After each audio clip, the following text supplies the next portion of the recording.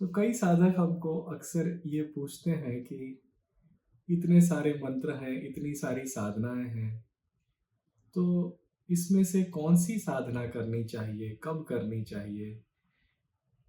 कभी-कभी मन में कश्मकश पैदा होती है कि यह साधना करे कि वो, यह मंत्रोच्चार करे कि दूसरा, यह ध्यान सत्र करे या दूसरा। तो मेरा आपसे एक ही बात मुझे आपसे कहनी है कि इसके भीतर कोई विरोधाभास न खड़ा करें। भारतीय संस्कृति जो है वह ऐसी है कि एक ही ईश्वर के बहुत सारे रूप हैं।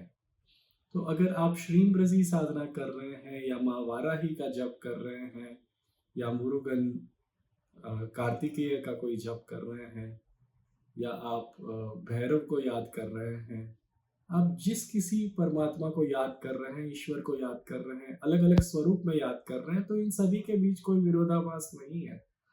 तो उन्मुक्त मन से आप सारी की सारी साधनाएँ कर सकते हैं। कई लोगों को ऐसा लगता है कि मात्र एक ही इष्ट देव को हमें रखना है, पकड़ कर रखना है और मात्र उनकी साधना करनी है, तभी जाकर के फल मिलेगा। हाँ, इस बात में सच्चाई ज़रूर है।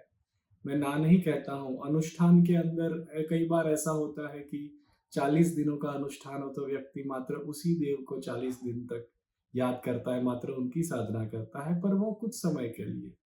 ओवरऑल जो है लार्जर फ्रेमवर्क जो है इसके भीतर आप हर प्रकार के देव की साधना कर सकते हैं, हर प्रकार के मंत्र की कर सकते हैं और आप समन्वय कर सकते हैं।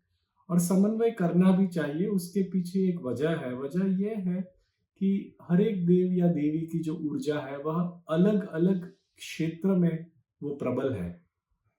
जैसे धन क्षेत्र में श्रीमृषि की साधना जैसे हमने अक्सर देखा है, या संबंधों के क्षेत्र में माँ पार्वती या क्लीन मंत्र की साधना। अगर आपका कोई कर्जा है या आपके प्रॉपर्टी रिलेटेड कोई मुश्किल है तो कार्तिकेय की साधना। अगर आपको आध्यात्मिक उत्तुंगता चाहिए तो मिरेकल मंत्र है जैसे, या शिव जी की साधना है या भैरव की साधना है। तो हर एक के अलग-अलग फल हैं, अलग-अलग उद्देश्य हैं। तो मन में बिना विरोधाभास खड़ा किए आप सारी की सारी साधनाओं का अपने हिसाब से किसी प्रकार का सामंजस्य खड़ा कीजिए। उसमें कोई विरोधाभास ना रखें, सबका समन्वय कीजिए और उस समय के अनुसार आपको जो उचित लगे, आपके मन से जो आवाज़ आए, उसके हिसाब से साधना चुनिए। और दूसरी बात कि जो कोई भी हम जिसे पावर टाइम कहते हैं, मतलब यह जो समस्त सृष्टि का जो एक प्रकार का, जैसे हम भूतल पे भौगोलिक कहते हैं, वैसे ही सृष्टि के स्तर पर जो कॉस्मिक फैक्टर्स हैं, उसका जो प्लैनेटरी इफ़ेक्ट है, तो उस समय में जबकि जैसे हम संकष्टी के दिन मतलब संकटहरा चतुर्थी के दिन गणेश जी को याद करते हैं, चतुर्दशी को भी याद करते हैं, या पूर्णिमा को माँ लक्ष्मी को याद करते हैं, या अष्टमी नवमी को देवी के स्वरूपों को याद करते हैं, अष्टमी को भैरव को याद करते हैं। तो जैसे ही ऐसे संजोग बनते हैं जो प्लैनेटरी फैक्टर्स हैं, उसको भी ध्यान में रख के आप अपनी साधना चुनिए।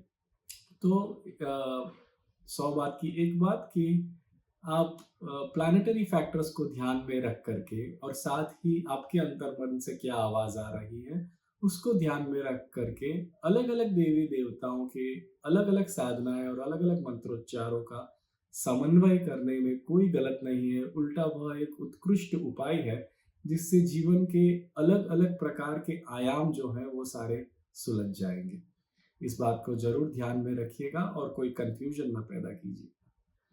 धन्यवाद।